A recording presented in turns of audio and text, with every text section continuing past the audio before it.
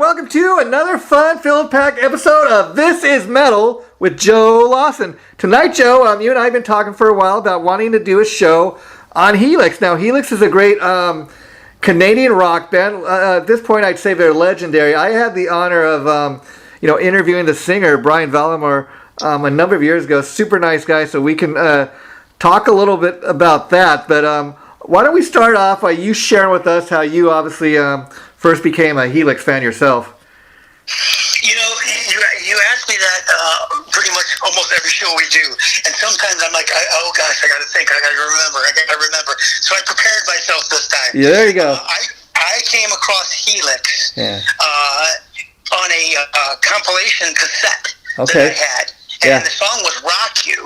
Wow. So we're talking 1984 era, and I just thought it was such a cool song, this anthem, and I really liked it. Yeah. And that led me to go into a little bit more exploration and trying to find out who this band was. What's this band Helix about, And I really didn't know that much, but of course then like the radio stations and MTV were playing videos, and they started getting some more commercial play, and I heard Heavy Metal Love. Of course, some of the other tracks that Helix ended up becoming well known for, and but again, this is a great example to me of another band that had huge potential. Oh, sure. And they did have some pretty good commercial success throughout the 80s. Oh, sure. But I think that they're so underrated still. I think because to this day, a lot of people, even my wife, who's older than I am, was like, "Who's Helix?" And I was like, "Oh my God!" I bet if you play, how did this happen? Yeah. And there's just a lot of people who have no idea who this band Helix is, and it's like, are you fucking kidding me? Yeah. I bet if you played her something like Heavy Metal Love or Good to the Last Drop, she'd say, "Oh yeah, I remember hearing that on MTV." A lot of people think of them as a one-hit wonder band, but they have a lot more than just one hit. And like you said, the reason for that is they were big in the 80s, and we're going to get into that tonight in their story that we're going to tell, because they got started out in the 70s, but with MTV and everything, they became really they started to get some serious rotation on MTV and radio stations here in the 80s. But like you said, in spite of that, they never really broke out in a huge way, say like a Bon Jovi or something, and they really did have that potential, and I'll tip my hat to Helix for the fact that they are. It's down to one original member, some of the guys. Singer. But Brian Vallimore, he's the only original remaining member. But he's still putting out new music. He's still calling it Helix, and I will tell you, in the 80s is when I kind of discovered my Helix myself, for many of the same reasons as you, Joe. But I do remember like one of my all-time favorite Helix songs, and I don't know if you've heard it or not, but I urge you to check it out later because it's a pretty fun song, or I'll post it on the This Is Metal page. But there's a song called Down in the City. It's kind of like it's from I think around 1978 or 79 on one of their earlier releases, and it's probably a tune that you and a lot of people I'm sure have heard on the radio, because that was one of their earliest hits. And then like you said, probably The Razor's Edge, I think that was the name of the album. It had Heavy Metal Love and Walking on the Razor's Edge. Yeah, and that was the kind of album that did it for me. In fact, to this day, when I think of Helix, that's kind of my go-to album. But there are so many. I got quite a few Helix albums, and they're all pretty good. And that's the thing with a band like Helix. If they were to come out with a new album today, I would go and buy it just because I know, they're a good band, and I dig what they do, and I have no doubt it's going to be something I like. But let's go and get into the. Start telling the story. Helix is a Canadian rock band from Ontario, Canada, that centers around the band's lead singer and sole original band member, Brian Vallimore. The band was formed in 1974. Some of the band's biggest hits include songs like I Could Never Leave, Down in the City, that's what I was mentioning, Heavy Metal Love, and Good to the Last Drop. And these are all songs that I'm sure at least at one time or another in your life that you've heard on the radio, even songs like when I say I Could Never Leave or Down in the City, probably you don't they don't really immediately come to your head, but I bet if you heard them you'd say, yeah, I remember that song. Yeah, absolutely. There's definitely some if you live through the '80s, there's definitely some songs that if you heard, you'd be like, "That sounds familiar. I know I've heard that." Well, yeah, because it's Helix. Oh yeah. And they recorded it in the '80s. So yeah, they're a great band, man. I can say a lot of good things about these guys, and they've got some interesting and some comical stories as well. Yeah. One of those stories is when they toured with Kiss. Okay. Now they were getting ready to go on this big stadium tour, of course, with Kiss, and they brought it was some crazy number, like 400, I think, posters, 4 foot by 2 foot. Wow. Heavy Metal Love. Wow. And they went around plastering these posters up. And Gene Simmons saw it. And he motioned them over with his finger. And he said, "Now, whose show is this?" Yeah. And they said, "Well, it's yours, Gene." And he said, "Exactly. I want you to go around there and take every one of those posters down." Yeah. So they learned an important lesson. And, when you're playing with a headliner, it's not a good thing to try and outshow them or outstage them in a way like that when you're the opening band.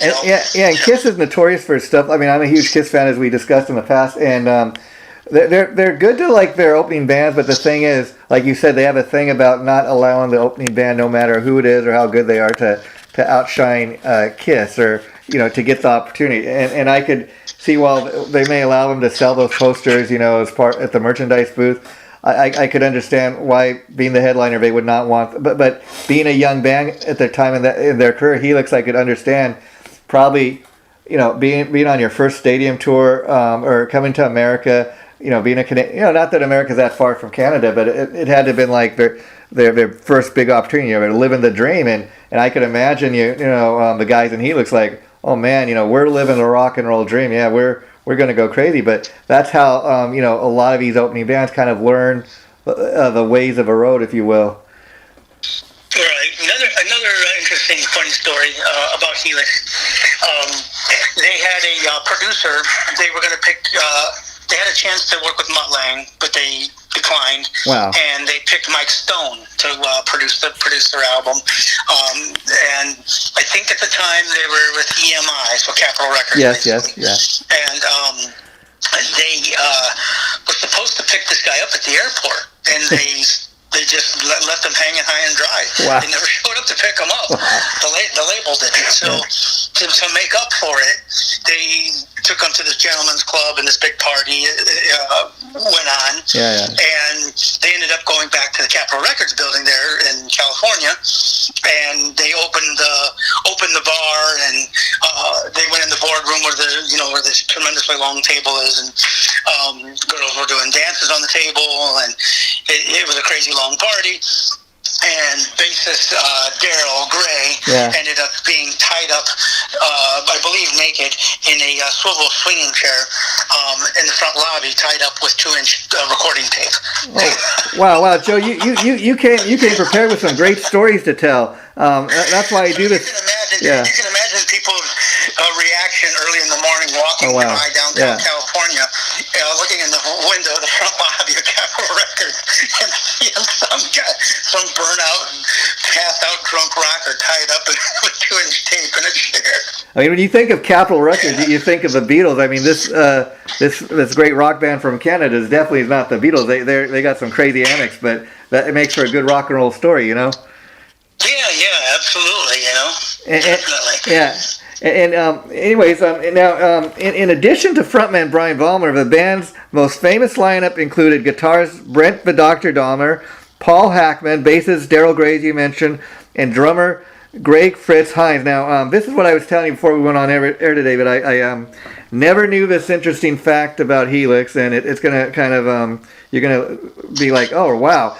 Anyways, it says, Helix was originally known as the Helix Field Band. It was eventually changed to just Helix. Interesting fact is that in 1979, actor Michael J. Fox auditioned for the bass position in Helix.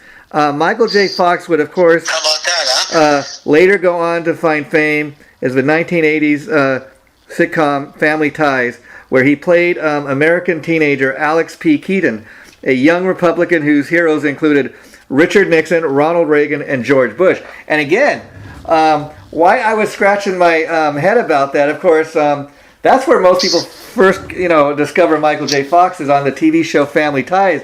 And yeah, but come on, dude, you got to mention Back to the Future. You bring up Michael J. Fox. We got to talk. You got to say Back to the Future. Oh yeah. Necessity. Yeah, you're right, but I'll tell you why I brought up Family Ties first is because 1979. I remember when he did Family Ties, which is around 1982 when that show first launched. He was only about like 18 or 19, so. In 1979, for him to audition for Helix, he had to have been, very young, and that's probably why he didn't get the gig. Now, I do know, like, if you speaking of Back to the Future, and he also did a movie with Joan Jett. I do know he played the guitar in some of those movies, so he obviously has got the talent as a musician, but he just went the other direction, became an actor instead. He was more successful, I guess, at doing that. You got other actors such as Johnny Depp who first, found fame as an actor, and he's playing with Alice Cooper now. Right. Yeah. So I'll let you take it from there. Well, they ended up signing with Capitol Records, but they were turned down by him 3 times. Oh, I read that. Yes. So so in 1983 they released No Rest for the Wicked. Yeah. And this is the album that probably a lot of people started. It really started putting Helix on the radar, and people started to get to know who this band Helix was. Yeah. So that's I believe that's the album that featured Heavy Metal Love. That is, yes. Also with Heavy Metal Love, if you're familiar with the show The Trailer Park Boys, guys from Canada too. Yeah. Hilarious, great show. They brought Helix into their show. Wow. On an episode with the song Heavy Metal Love. So that they got a little plug from the Trailer Park Boys movie too. Yeah, and then now we're going to get into an interesting part of the story. Now it says in the 1980s, as we've been talking about, Helix found huge commercial success when Helix changed the band's image from a standard bar band. I mean, if you go back to around 1978, 1979, the band, if you look at some old pictures, they were kind of like a jeans and t-shirt type of band. And then, of course, as you move into the 80s, everybody kind of starts to change their image. But as I was saying, so they changed their image from a jeans and t-shirt band, and this was a conscious thing the band did. And it was the first time in their career. In 1983, the band, like you said, signed a record deal with Capitol Records. But because the band changed their image so much, all of a sudden people were taking them serious. People, in the music industry were really taking a serious look at the band. This is the point when they start making music videos. And Heavy Metal Love, like we said, is the first of many. But that was the first time in their career where they started making music videos because it became more of an image-conscious band.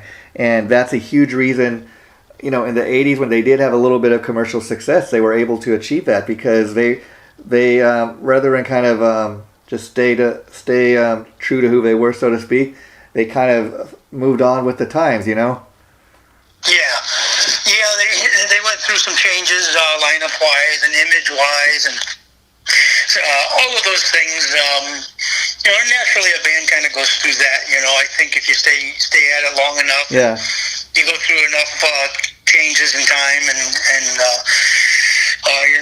your music maybe changes, the way you write, the way you look at things, and maybe you don't even notice it. Maybe it's not even intentional. So that's pretty normal, I kind of think. But they did a music video, a couple of their songs actually, some of their biggest hits as well, were songs that they did not write, that they covered. Did a remake or a cover. And one such song was a band called Crazy Elephant, wrote a song called Gimme Gimme Good Lovin'. Oh, I remember that song, yes. So Helix redid this. Yeah. And they put it on MTV, but they had 2 versions of it. And one was played in Canada on Much TV, where it was topless, a little bit more revealing. And of course, the U.S. didn't put that version out, so they did another version. So when they went to Hollywood and they filmed this, they had Tracy Lords, who was Miss Georgia at the time, famous porn star. Yes. and all these beautiful girls around doing this video, and it got so much attention that Robin Williams, Richard Pryor, and several other movie stars came around to see what was going on and was hanging out. Wow! And they were all taken in by this band Helix. You know, you guys are rock stars. You know, how cool. You know, and Helix was like, you gotta be kidding me. You guys are famous movie stars. You know, we're just a bunch of goofballs. You know. And so it was this whole thing, you know, that it was a big moment for Helix to go through something like that and meet some of these people and experience something like this and have a big budget video like this for Gimme Gimme Good Lovin'. Now, Gimme Gimme Good Lovin', that's another one that you've probably heard on the radio, and it's interesting because again, look at what they chose to cover. Now, that's not a song. When I think of Gimme Gimme Lovin', or whatever it was you just said, I think of that as a Helix song. I had no idea that it was a cover. So, you know, it's interesting that I never heard of a band that, you know, that it was a cover of. So that's kind of all these years. Here's another one I'm going to shoot your way, brother. Dream On. Helix did a song, Dream On. That was originally a Nazareth song. Oh, wow. Yeah. And speaking of Nazareth, if people want to know more about Nazareth, they can go on our page, and we just posted the Nazareth tribute we did to the singer Dan McGuffrey. That's a pretty fun episode if people are all into that. The song She's Too Tough was written by Joe Elliott from Def Leppard. Oh, wow. I never knew that. See?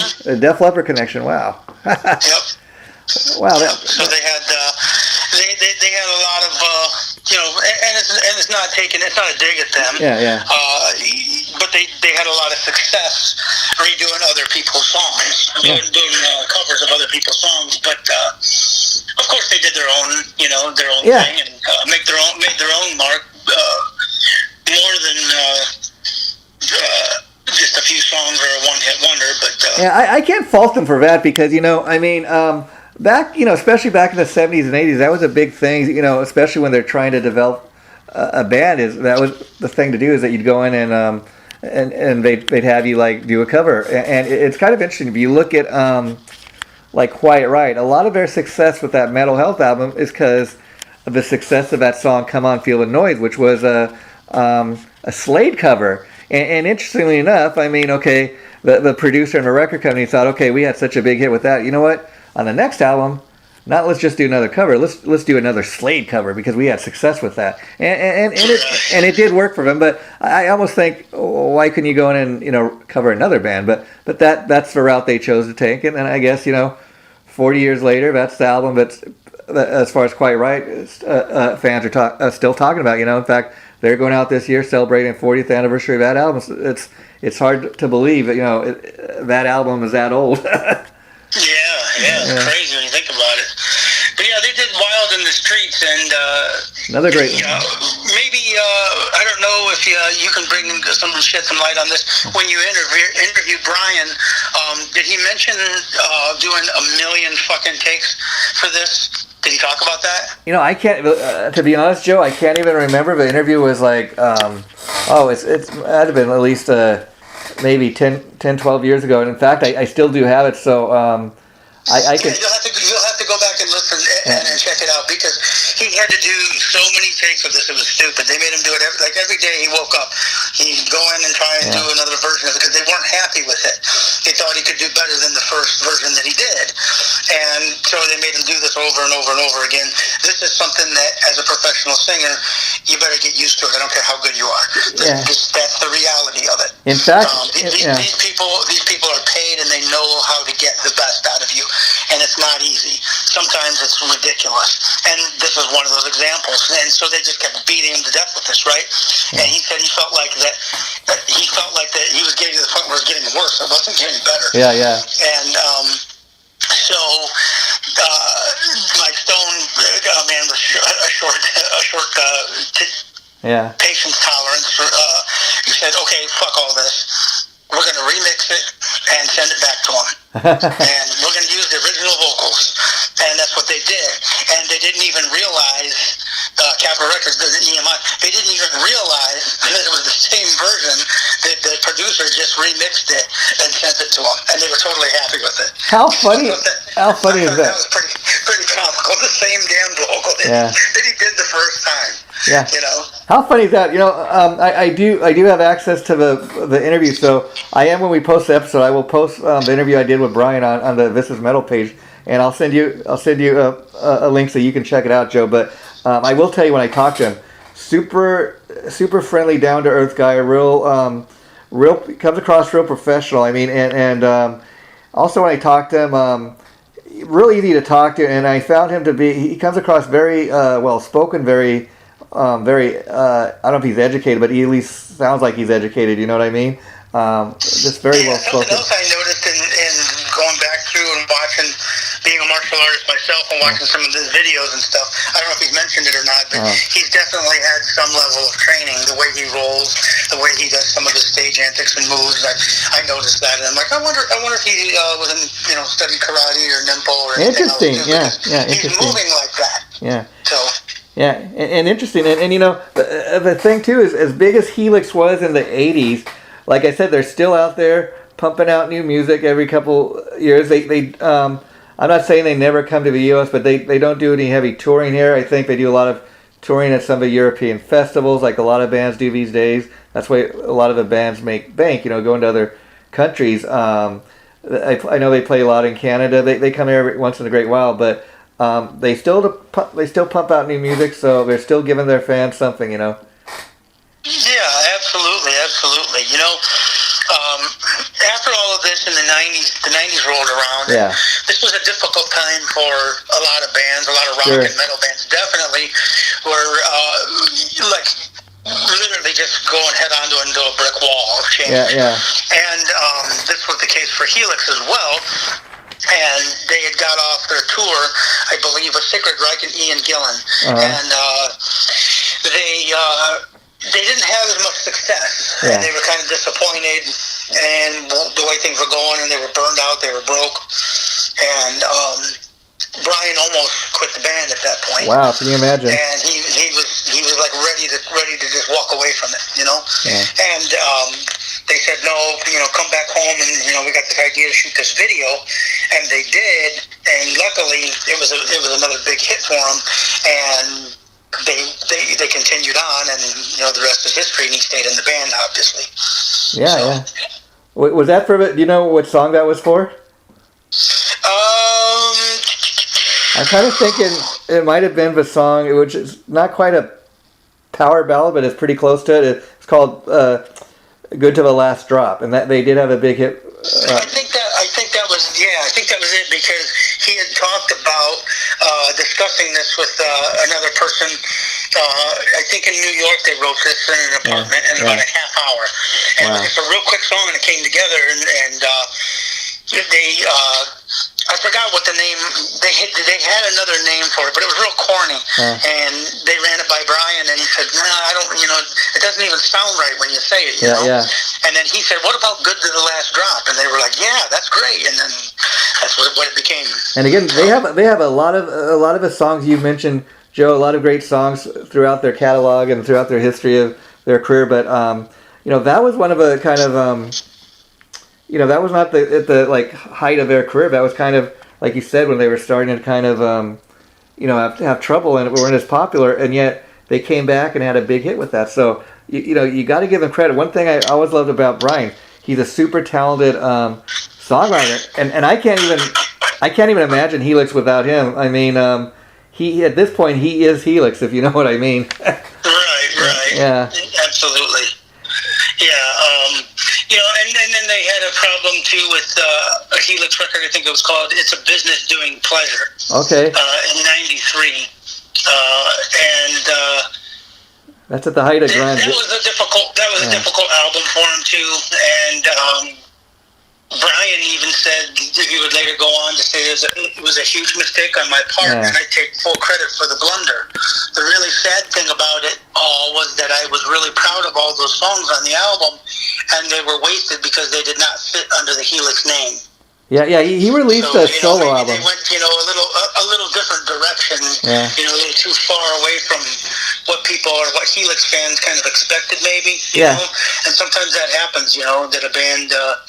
Yeah, and it's normal, it's natural. Yeah. A band has to grow. A band has to try different things, and that's probably what they were doing, but it wasn't very well accepted. In fact, Joe, there's an album he did, and I think that's what one you're talking about. It's called When Pigs Fly or something like that, and he decided to release that as a solo album, and it's pretty good stuff. You can go on YouTube, and I know they have a full album you can check out if you want. It's pretty good stuff. It is a little different from Helix, but with him singing, it doesn't sound that different. And then this is where they start to have a little sad moment in their history of the band. On July 5th, 1992, following a Vancouver concert, the band's guitarist Paul Hackman was killed when Helix's tour bus plowed down a 40-foot embankment. Hackman was thrown out of the tour bus and killed. He was only 38 years old. So, that's when that happened. Right. Yeah. And yeah, that's sad. Anybody going through that.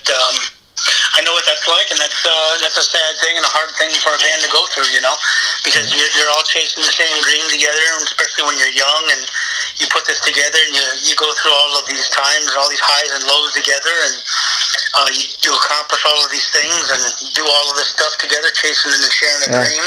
There's a bond there that's just, it's unlike any other, so it really is like losing a brother or a sister or a family member. Sure. And he was only 38 years old, this guy Paul Hackman, and died tragically young in a way, but I guess you could say at least he got to live out his dream, or somewhat, of his dream. And for sure, yeah. And it kind of reminds you of the Metallica story where Cliff Burton is thrown basically from his bunk in their tour bus, killed instantly. Yeah. I think though, not that it matters one way or the other, but I mean he was a little younger. He was like 24, 26 or something like that, and so almost similar, kind of, and it makes you kind of, realize that the bands that did heavy touring like that, you're kind of surprised there's not more injuries like that take place. Yeah, it's surprising that there's not a lot more of that, a lot of, fortunately for Helix, they did what they did at the right time. Yeah. In the 80s, and that was their pinnacle of success their for peak. the most part. Yeah. Their peak. And it's not that they couldn't, come back with something else too. They could, of course.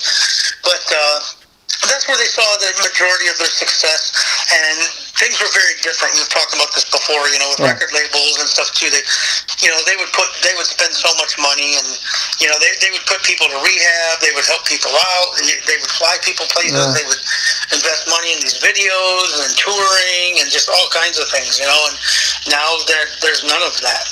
That doesn't exist anymore. I mean, even at the peak of their career, like you said, they were signed to EMI, which was essentially Capitol Records, and they don't have a big machine behind them anymore.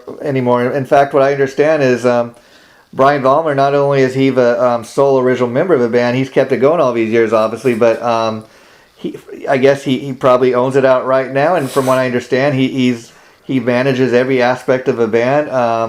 I think right down to maybe printing the CDs and all that. And see, that's the thing.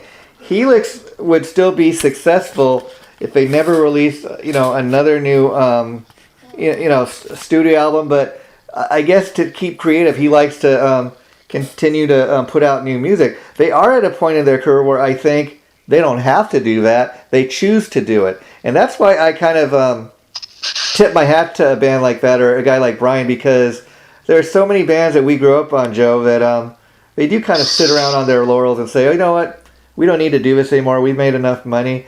And, that's their right to do that. But they're like, we're just going to go out and every year and play the greatest hits. And Helix, I guess, chooses to do it, do it the other way. Well, you know what? I would say, 10 years ago. Yeah. But I don't think there's hardly a single band that can do that now. Yeah. What you just said about resting on their laurels and not and their hits. Even bands that had major hits, it's not enough money now. Yeah. And they can't do that. 10 years, 15 years ago, there were probably a lot more bands that were doing that or that could have done that. Yeah. Now I bet you can't count 5. Well, I guess it does depend on the band. Because of the way things change, with the way royalties are distributed and paid, and a lot of the laws have changed, and a lot of things have hurt artists financially tremendously. Yeah. So for them to just sit back and say, "Oh, you know what, we made enough. You know, we had these huge hits and we're good now." Not so much. Maybe very few musicians could do that. Maybe it came out wrong, but what I meant to say is there are many bands that. No, it didn't come out wrong. I'm just saying that because of the economy changing so dramatically and things and laws changing, the royalties that they used to get from their radio hits and their MTV play and things like that, money that used to come in is no longer coming in. Interesting. So now they can't do that, you know, or the amount of the money that used to be coming in isn't the same or close to it anymore. And again, it depends on the band. I mean, for example, it depends on the contract. It depends on the band. It depends on a lot of things, you know. For example, for the most part, there's very few bands. You know, I mean, I would say Kiss would be one of those bands. Oh, sure. You know, Kiss could say we're done. We're never putting out another album again, and financially, those guys would be fine. Yeah, and they would never have to do anything again. And maybe Poison.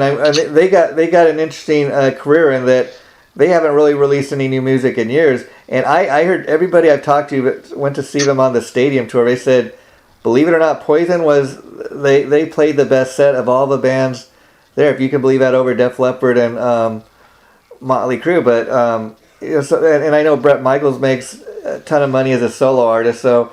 He doesn't really need it. He kind of, you know, he kind of got best of both worlds, you know, in his case. Right. Yeah, but not every band has that, I guess. But no. Yeah. So in 2004, Helix put out a 30th anniversary album titled "Rockin' in My Outer Space." Wow. So that was the first full, all original new material from Helix in a long time. So it's good that they went into the 2000s and we're still carrying on. That's commendable. That's awesome. You know, a band that formed, you know, like we talked about, 1974. Yeah. You know, that's as old as me. And see, it's interesting. And when I was doing the research for tonight's show, and like originally, like you see pictures from 1974, 75, and they were like just in jeans and t-shirt. And then it goes to show you when the big 80s came, you know, they puffed up their hair and they started wearing, you know, big leather clothes and stuff, and they really changed their look, and it allowed success to come their way. I guess that's a good example of kind of not necessarily changing your sound, but kind of changing your image to go along with what was popular at the time. Yeah. Also, interestingly enough to note, and maybe Brian mentioned this in his interview, I don't know, but in 2005 he released an autobiography called "Gimme an R" about the numerous lineup changes, the ups and downs of Helix through their career, and some rare photos as well. Oh, I had to check that out. I wasn't aware of that. Wow. Yeah. Yeah. And so like we said, Helix is still a band that's going. They never officially broke up. Every so often you'll hear something that they're working on, and I can't wait to see what comes next. And I think Brian Vollmer too. He was smart in keeping the Helix name going, because I mean he did put out one solo album. It was a pretty decent sounding record. Like I said, you could go on YouTube and check it out. I think it's called "When Pigs Fly" or something like that, and it's a little different, but it's him. And so if you're a fan of what he does, I think you'll dig it. But he didn't make the mistake a lot of artists do, where I want to leave the band I'm known for and go and become a big time solo artist. I think he was smart enough to kind of stick with what works for him, you know. Right. Yeah. Right. And so I guess that's pretty much the Helix story to date. And I was really I had no idea Michael J. Fox auditioned for these guys, and I'm sure the reason he didn't get it was so young at the time. But wow, could you imagine if he had gone the gig? I mean, would have been super young at the time, but I mean his life would have taken on a whole different trajectory. Oh, absolutely. Let's run through their albums real quick. Breaking Loose in 1979, White Lace and Black Leather 81, No Rest for the Wicked in 83, Walking the Razor's Edge 84, Long Way to Heaven in 85, Wild in the Streets 87, Back for Another Taste in 1990. I got that one. Business Doing Pleasure 93, Rockin' in My Outer Space 2004, The Power of Rock and Roll 2007, A Heavy Mental Christmas 2008, Vagabond Bones 2009, Bastard of the Blues 2014, and Old School 2019. Oh, well, I'll tell you this, Joe. I can't believe, when we were doing the research for our Christmas show, I did not come across that. So when we do the Christmas show next year, we're going to have to make a point of, checking out that album and shining a little light on it for our folks. And also videos, they've got a ton of videos. Oh, yeah. So you can just type in Helix Band and find anything out there that they've done. If you're not familiar with Helix, do yourself a favor. Listen to this interview. Hopefully we can Jason and I can shed a little bit of light on people who were living under a rock in the 80s or whatever, I don't know. But if you don't know who Helix is, and you listen to this interview or even part of it, check this band out, go online, buy some of their stuff.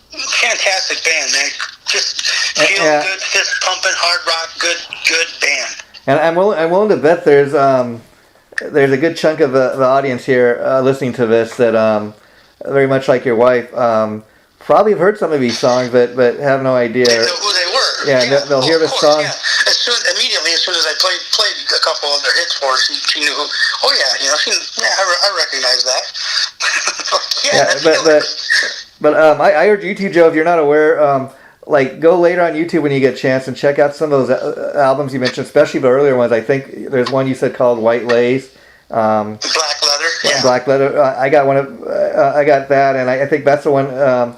Has a song Down in the City. That one that's my all-time favorite Helix song. It's got a great 70s vibe to it. And there is a kind of a two different eras of the band, from those early albums to kind of a great 80s era that we've been talking a lot about. And I think if you go and on the first two albums you were listed there, check those out on YouTube and you're going to dig that sound. You're going to be like, oh man, how did I not how was I not aware of this stuff, but it does go all the way back to, the early 70s, so there's a good chance you might not have heard a lot of it. Yeah, and check the website out, planethelix.com. And I will tell people, in regards to Helix, the band, when doing a search on them, it's a lot of the stuff they have listed as just that, Helix, the band, because you type in Helix when you do a search, and you have all kinds of crazy stuff that comes up. Right, exactly. So check them out. Put in, like I said, Helix the band, or go right directly to their website, planethelix.com. And they got videos and merchandise and tour dates and all of the latest and greatest information on the band there. So check them out, support them. Great band. Great part of my life, in the 80s. I remember discovering Helix and some of those party anthems, Yeah, and they're one of those great times. They're one of those bands, even when they had their heyday in the 80s. I mean, they were a little more on the radio back then, but they're, like you said, I still think they're very underrated in the sense that they're not one of those bands that you got oversaturated with and tired of hearing their stuff on the radio. I mean, if one of their songs comes on the radio tonight, I still get down on it. That's that band Helix, Absolutely. Yeah, and so I think that they do have that, kind of still going for them because as great as these songs are, you did not get oversaturated with them, and they're just one of those bands that the quality of songs they deliver throughout their career just top notch. Yeah, and they are touring still, like you said. They are a band. They don't make it to the States much anymore. Yeah. Like a lot of these bands, the money's not here, unfortunately, because we like stupid, shitty music. Yeah. We support dumb, stupid shit. Well, Germany, Hamburg, Germany in September. August in Helsinki, Finland. Canada, Nova Scotia, British Columbia. Yeah. So that's where their latest And the thing with that too, Joe, is like, even though they may play those countries a lot more than they play the U.S., the thing is the European fans, from what I'm told, they got I guess the way to put it is they're a lot more loyal to their rock bands than we are here in the States. You know, they treat the bands like top notch, and they just go crazy. I mean, even look at a band like Mr. Big. They don't play here much in the States, but and they're the type of band that they can do like 3 or 4, because they're really huge in Japan. They're about as huge as the Beatles, from what I understand, in Japan, and they could do like 4 or 5 shows in Japan a year, and they make bank. Oh, absolutely, yeah. And then I think we're talking about this too. Speaking of them, they're I heard there's a rumor that they're coming back, Mr. Big. Yeah, I now from what I heard, this isn't official. The rumor going around, like you said, they taken the last couple of years off because their drummer Pat Torpey, he suffered from Parkinson's disease, and he died a couple of years ago, and so they weren't really sure they wanted to carry on without him. So they took a few years off to decide what they wanted to do. And the drummer I heard they got is this guy named Dean Casanova, and he's played with everybody from Ozzy Osbourne, Journey, the Dead Daisies, and they wanted a guy, I guess, that could not only play the drums but like kind of do the background vocals, because that's what the previous drummer did, and that's why they took so long to find a new drummer. But that's kind of the rumor going around right now, and that would be pretty cool. And I think we'll end on this as far as kind of trendy news. I just heard today that speaking of Mr. Big's bass player Billy Sheehan, he's also in another band called the Winery Dogs with Mike Portnoy, of course, the drummer who was in Dream Theater, Richie Kotzen, who was also previously in Mr. Big and a big-time solo artist in his own right. They have a new album coming out too, and from what I understand, they're going to spend most of 2023 touring behind the new Winery's Dog album. So that's something that's going to drop February 3rd, and so that's for hard rock fans. I think that's the first kind of new release we're going to get this year. So I can't wait to get my hands on that. And I was thinking, Joe, how big of a Richie Kotzen fan are you?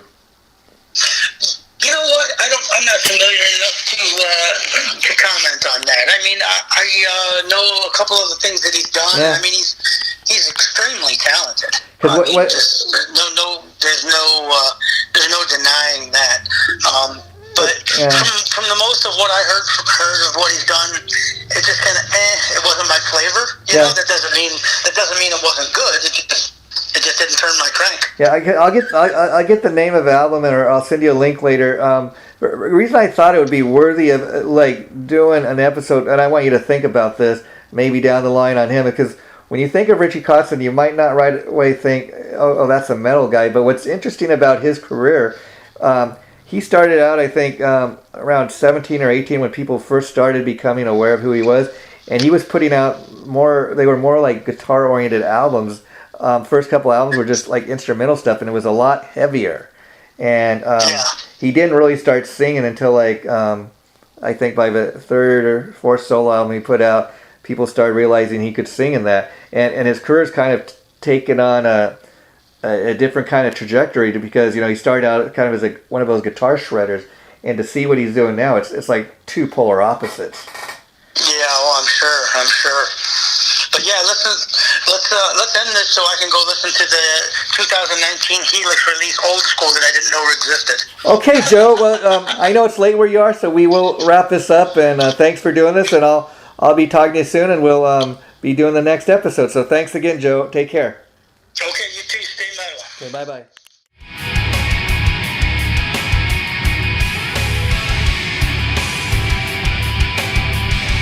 Chaotic Riffs Magazine.